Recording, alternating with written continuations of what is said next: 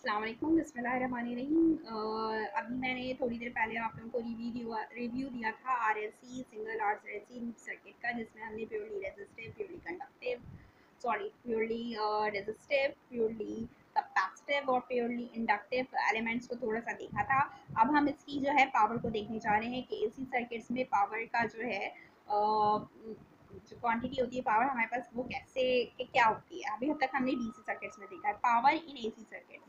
Current electricity की मैंने थोड़ी सी डायग्राम डाली है कि हमें जस्ट थोड़ा सा रिव्यू करना चाह रहे हैं कि जब हमने डीसी सर्किट्स में करंट इलेक्ट्रिसिटी का टॉपिक हम पढ़ रहे थे तो वहाँ पर हमारे पास क्या था कि आपके पास इन करंट इलेक्ट्रिसिटी हमारे पास जो इलेक्ट्रिक पावर थी, इलेक्ट्रिक पावर वो हमारे पास इक्वल किस कह रही थी, is equals to the product of voltage and current. Voltage आपके पास यानी पोटेंशियल डिफरेंस ही है, यानी वो चीज़ आपके पास है, वोल्टेज और पोटेंशियल एक चीज़ है। यानी जब वहाँ पर हमने ये जो करंट इलेक्ट्रिसिटी का हमारा टॉपिक था उसमें वहाँ पर हम सर्किट्स में जो बैटरी यूज़ कर रहे थे तो बैटरी के यूज़ होने की वजह से हमारे पास सर्किट में करंट और वोल्टेज जो है दोनों ही कांस्टेंट रह रहे थे, जिसकी वजह से हमारे पास पावर में इतना चेंज नहीं आ रहा था। लेकिन अगर हम एसी सर्किट्स की बात करें, क्योंकि जाहिर है एसी सर्किट एक ऑल्टरनेटिंग करंट है और इसमें फ्लक्चुएशंस आती रहती हैं, और फ्लक्चुएशन आने की वजह से आपके पास एसी सर्किट्स में जब दोनों वोल्टेजेस और करंट वेरी करेंगे टाइम के साथ साथ तो क्या होगा, इसकी वजह से आपके पास जो पावर है इसकी पावर भी वेरी करेगी टाइम के साथ। तो आपके पास जो इक्वेशन यानी पावर जो बराबर होती है वो वोल्टेज इनटू करंट के प्रोडक्ट के बराबर होती है। तो यहाँ पर आपके पास अब हम इसको एसी सर्किट्स के लिए लिख रहे हैं, तो इन फॉर एसी सर्किट्स आपके पास जो है पावर हो जाएगी टाइम के लिहाज से चेंज हो रही है, इसलिए इसको यहाँ पर हमने ब्रैकेट में टाइम को इसके साथ लिखा है P into T is equals to V into T in Y into two. और ये जो पी टी है असल में जाहिर है आपके पास जो पावर में चेंज आ रहा है, पावर जो वेरी कर रही है वो टाइम के हिसाब से वेरी कर रही है। ये हमारी इक्वेशन वन है। इस इक्वेशन वन को जो इसकी लेफ्ट हैंड साइड है P इंटू टी, इसको हम कहेंगे इंस्टेंटेनियस पावर। यानी हम हर इंस्टेंट पे, हर सेकेंड्स पे, हर मिली सेकेंड्स पे, हर मिनट पे हम क्या कर सकते हैं, पावर को कैलकुलेट कर सकते हैं, यानी इसको मालूम कर सकते हैं। It is changes when both voltage and current change. यानी आपके पास क्या है, जाहिर है हमने बात की एसी सर्किट्स की, तो हमारे पास इंस्टेंटेनियस पावर भी चेंज होगी। और ये क्यों चेंज होगी, इसलिए चेंज होगी कि जब आपके पास करंट और वोल्टेज भी चेंज हो रहे हो दोनों। और जाहिर है दोनों जो है इस इक्वेशन से हमें पता चल रहा है कि ये दोनों वोल्टेज और करंट दोनों ही डायरेक्टली प्रोपोर्शनल है पावर के। यानी मैं ये कह सकती हूँ power is directly proportional to the voltage and current. or if both the voltages and the current changes with time, then the power will also vary with respect to time। तो अब हम क्या करेंगे, हमारे पास लेकिन जो कि हम जानते हैं कि आपके पास जो वोल्टेज बराबर होता है V naught sine omega T के बराबर होता है, और करंट जो कि I naught sine omega T plus five. ये प्लस फाइव मैंने क्यों ऐड किया, ये मैंने इसलिए ऐड किया क्योंकि मैं अब एक कंप्लीट साइकिल की बात कर रही हूँ, तो मेरे पास जो है यहाँ पर फाइव को मैं प्लस करवाऊंगी।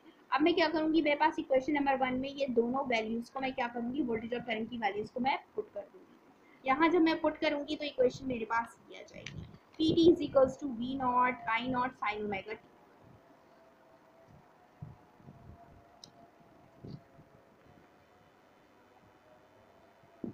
हमारे पास जो इंटेनियस पावर होती है वो इतनी इम्पॉर्टेंट नहीं होती, जो खास अहमियत होती है असल में एवरेज पावर की होती है। तो अब हम इंट्रोड्यूस करवाने जा रहे हैं एवरेज पावर। हम इसी क्वेश्चन को लेकर चलेंगे और इसी क्वेश्चन से हम जो है निकालेंगे अपनी एवरेज पावर। जाहिर है ये चेंज हो रही है एवरेज पावर, और आपके पास जो इंटेनियस पावर होती है एक पॉइंट पे जाके इक्वल भी हो जाती है।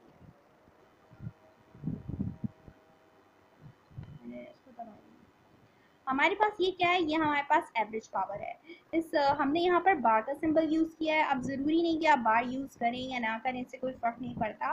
तो आपके पास जो राइट हैंड साइड थी V naught sine omega T, ये आपके पास वोल्टेज था, और I naught sine omega T plus five for complete cycle, ये आपके पास क्या था, करंट था। जाहिर है आपके पास करंट पूरे सर्किट में फ्लो हो रहा है, तो वो आपके पास इस तरह रखे जाएंगे। अच्छा, अब हमने वी नॉट और आई नॉट को एक साथ लिख दिया, और जो ट्रिग्नोमेट्रिक फंक्शंस हैं उनको हमने एक कर दिया। हम जो एवरेज पावर फाइंड करने जा रहे हैं वो एक कंप्लीट साइकिल के लिए निकालने जा रहे हैं। ये आपके पास पावर लिख दी, इसको हमने एज इट इज लिख दिया। यहाँ पर आपके पास साइन ओमेगा टी तो एज इट इज रहेगा, लेकिन ये फॉर्मूले से खुल जाएगा। Sine omega T plus phi आपके पास बराबर होता है sine omega T cos phi plus cos omega T sine phi. तो आपको पहली टर्म में तो आपके पास साइन ओमेगा टी मल्टीप्लाई हो जाएंगे तो बन जाएगा साइन स्क्वायर ओमेगा टी और cos phi as it is. Plus अगले स्टेप में आपके पास जाहिर है जब लिखेंगे तो कॉस ओमेगा टी आएगा तो साइन ओमेगा टी जैसे इसके साथ मल्टीप्लाई होकर इसी तरह लिखा जाएगा। फिर अगले स्टेप में आपने क्या किया, वी नॉट आई नॉट पहली टर्म आपने एज इट इज उतार ली। अब आपने क्या किया कि sign omega T cos omega T के साथ क्या होगा कि ये कुछ एक फॉर्मूले की शेप आ रही है, लेकिन यहाँ पर कुछ चीज़ों की कमी है।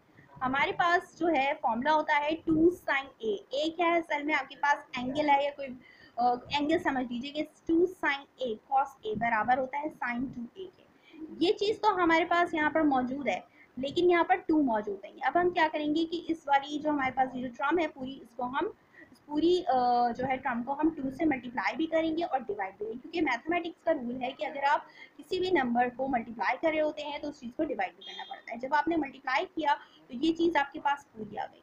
फिर आप अगले स्टेप में V naught I naught sine square omega T plus cos phi plus ये आपके पास इक्वल हो जाएगा to sine omega T cos omega T आपके पास बराबर आ जाएगा साइन टू ए, यानी साइन टू ए आपके पास क्या है असल में ओमेगा टी है। प्लस यहाँ पर आपके पास साइन फाइव के साथ मल्टीप्लाई हो रहा है divided by two bracket close. अब आपके पास क्या हो जाएगा V naught into I naught. ये आपने अब आपने क्या किया कि बार सबके ऊपर अलग अलग अप्लाई कर दी। V naught I naught sine square omega T बार फिर कॉस फाइव पे बार plus sine two omega T into sine five अलग बार divide by two. V naught और आई नॉट आपके पास जो कि हम जानते हैं कांस्टेंट क्वांटिटीज हैं, कांस्टेंट क्वांटिटीज हैं ये चीज़ है, तो आपके पास ये तो एज इट इज आ जाएगी। जब आप कांस्टेंट क्वांटिटीज की बात कर रहे हैं हमारे पास कुछ सब्सक्रिप्शन होती है कि आपके पास अब ये कैसे आएगा साइन स्क्वायर ओमेगा टी, ये बात होती है average for one complete cycle. तो आपके पास साइन स्क्वायर ओमेगा टी अगर हम लेते हैं average for one complete cycle तो वो बराबर आता है आपके पास 1/2 के। सॉल्व करके वो बराबर आता है 1/2 के। तो यहाँ पर आपके पास 1/2 आ जाएगा मल्टीप्लाई बाय ये हो जाएगा कॉस फाइव। जाहिर है अब आपके पास मैंने यहाँ पर हाफ क्यों यूज़ किया, यहाँ मैंने हाफ इसलिए यूज़ किया है क्योंकि हाफ साइकिल मेरे पास साइन का होगा और हाफ साइकिल मेरे पास कॉस का होगा। तो आपके पास sine omega square omega T है, मेरे पास वेरी कर रहा है विथ रिस्पेक्ट टू टाइम, तो इसलिए यहाँ पर 1/2 आएगा। अब फाई कॉस फाई है हमारे पास जो है फाई जो है क्या है एंगल है, फाई आपके पास कांस्टेंट है, एक कांस्टेंट क्वांटिटी है, फाई में कोई चेंज नहीं आ रहा, तो कॉस फाई हमारे पास एज इट इज लिखा जाएगा plus sine two omega T sine phi. अब आपके पास मैंने बात की आपसे कि sine two omega T is equals to 0 average for complete cycle. क्यों ऐसा है क्योंकि अगर आपके पास जब आप एक कंप्लीट साइकिल की बात करेंगे तो आपके पास जाहिर एक कंप्लीट साइकिल यानी 2 ओमेगा टी आपके पास बराबर होगा 360 डिग्री के। जब आप 360 डिग्री की बात करेंगे तो आपके पास साइन 360 इक्वल होता है 0 के। ठीक है, तो इसी तरीके से आपके पास साइन ओमेगा टी या कॉस ओमेगा टी हो वो भी क्या होगा इक्वल्स टू 0 के, क्योंकि वो भी आपके पास फॉर कंप्लीट साइकिल होगा। साइन टू ओमेगा टी आपके पास जो है वो भी 0 इक्वल आ रहा है। साइन ओमेगा टी की बात करें कॉस ओमेगा टी की बात करें ये तो हमारे पास हाफ साइकिल की बात हो जाएगी। अच्छा, अब आपके पास हमने बात की थी कि ओमेगा टी जो है हमारे पास ओमेगा टी है असल में वो रिस्पेक्ट टू टाइम जो है उसमें चेंज होता है। जाहिर है ओमेगा क्या है एक एंगुलर फ्रीक्वेंसी है और हम एक साइकिल की बात करें और हर साइकिल पे जब आप मूव करते जाएंगे तो हर साइकिल पे आपके पास जो है क्या होगा एंगुलर फ्रीक्वेंसी के एंगल में चेंज आएगा। जब वहाँ पर चेंज आएगा तो आपके पास ये टाइम के हिसाब से ये चीज़ें चेंज होती जाएंगी, लेकिन फाइव वाहिद फेस यानी एंगल है जो कि डिपेंड नहीं कर रहा होगा टाइम पे। जब वो एंगल टाइम पे डिपेंड नहीं कर रहा तो आपके पास एवरेज पावर क्या आ जाएगी V naught I naught 1/2 cos phi, और ये वाला फैक्टर 0 हो जाएगा क्योंकि यहाँ पर बाकी तमाम चीज़ें ये सब क्या हो चुकी हैं 0 हो चुकी हैं। So average power is equals to V naught I naught 1/2 cos phi. 1/2 ये जो 2 है डिनोमिनेटर में असल में इक्वल है, मैं इसको इस तरह भी लिख सकती हूँ 1/√2 इंटू 1/√2। तो मैंने ये 1/√2 एक दफ़ा वोल्टेज के साथ और एक दफ़ा करंट के साथ लिखा है और कॉस का एज इट इज है। मेरे पास जो पावर थी मेरे पास जो v नॉट अपॉन √2 था वो बराबर होगा मेरे पास V naught upon under root two, जो मेरे पास बराबर होगा वो वी आर एम एस के बराबर होगा। यानी मेरे पास जाहिर है हाफ सेकेंड की बात है, half second power average is equals to V R M S से मुराद है आपके पास root mean square speed, I R M S cos pi, और कॉस पाई क्या है समय power factor that how much current leads और lags from the potential difference. यानी आपके पास करंट और वोल्टेज जो है जो आपके पास असल में फाई कॉस फाई क्या है असल में पावर फैक्टर है, यानी वो एंगल है जो कि हमें ये बता रहा होगा कि करंट जो है वो पोटेंशियल से कहाँ पर जो है उसको लीड कर रहा है और कहाँ पर उसके लेग्स जा रहा है।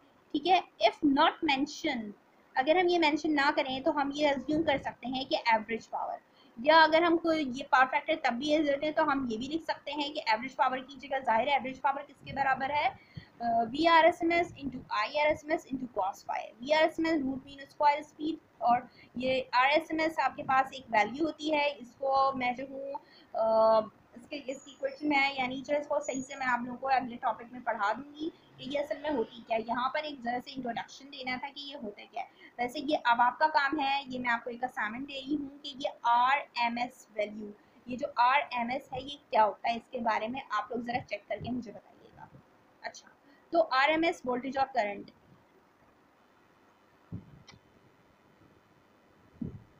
अच्छा, तो प्यारे बच्चों हम निकाल रहे थे एवरेज पावर। एवरेज पावर में हमारे पास जो है एवरेज पावर बराबर थी V R S M S I R S M S cos pi. Cos pi हमारे पास क्या होता है, आपके पास अगर मैं बात करूं आई नॉट बराबर होता है वी नॉट अपॉन जेड के। जेड असल में क्या है, असल में कहलाती है ये इम्पिडेंस, और ये इम्पिडेंस बराबर होती है जब आपके पास आप डील कर रहे हो एक आर एल सी सर्किट से, यानी एक ऐसा सर्किट जिसमें आपके पास रेजिस्टर कैपेसिटर और जो है इंडक्टर लगा हो। तो आपके पास जो है रेजिस्टेंस जो है रेजिस्टेंस की जो आपके पास कैपेसिटेंस होती है वो रेजिस्टेंस की जो रेजिस्टेंस होती है वो आर होती है। कैपेसिटिव कैपेसिटर की जो आपके पास रेजिस्टेंस होती है वो एक्स सी होती है।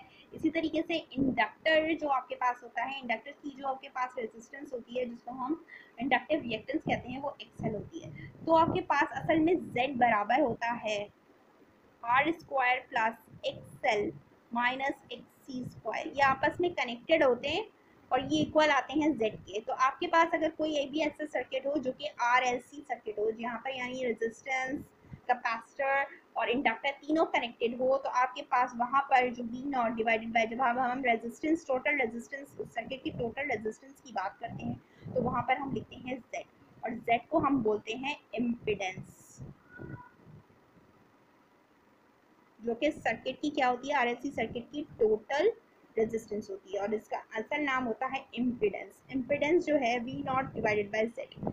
अब आपके पास मैंने क्या किया, मेरे पास मुझे जो है थोड़ा सा इस इक्वेशन को सॉल्व करना है, मैंने दोनों साइड पे क्या किया अंडर रूट टू से अंडर रूट टू से मैंने डिवाइड करा दिया। जब डिवाइड कराया तो I naught upon under root two मेरे पास बराबर होता है I R S M S के, और V naught upon under root two बराबर होता है V R S M S के, और डिनोमिनेटर में मेरे पास जेड के आएगा। ठीक है, तब यहाँ मैं पुट कर दूंगी V R S M S और I R S M S की जगह कॉस पाई, असल में मेरे पास जो है पावर फैक्टर है, और पावर फैक्टर यहाँ पर मेरे पास बराबर होता है आर अपॉन जेड के।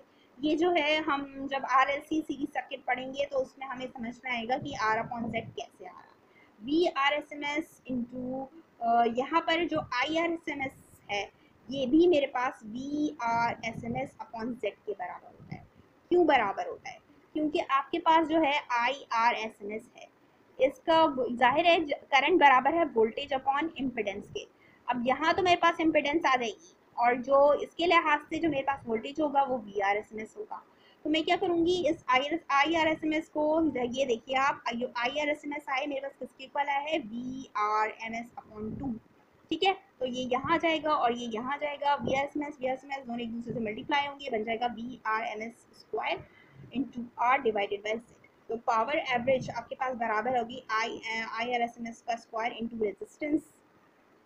अगर आप कोई आपसे पूछे कि अपेरेंट पावर क्या होती है, अपेरेंट पावर असल में V R S M S और I R S M S का जो है वो प्रोडक्ट होती है। लेकिन अगर देखा जाए तो हमने इलेक्ट्रिसिटी में भी हमने ये पढ़ा था कि एवरेज पावर हमारे पास बराबर होती है करंट का स्क्वायर इंटू रेजिस्टेंस, और एक और अगर आप वोल्टेज की फॉर्म में देखें तो वी स्क्वायर अपॉन आर के बराबर होती है, लेकिन हम करंट की फॉर्म में निकाल रहे हैं तो ये हो जाएगी, अगर आप ये देखें इस इक्वेशन को देख के ही पता चल रहा है, तो यहाँ से आपको देख के पता चला है I R square M S into I M R S M S square into R, यानी करंट का स्क्वायर इंटू रेजिस्टेंस बराबर है एवरेज पावर के।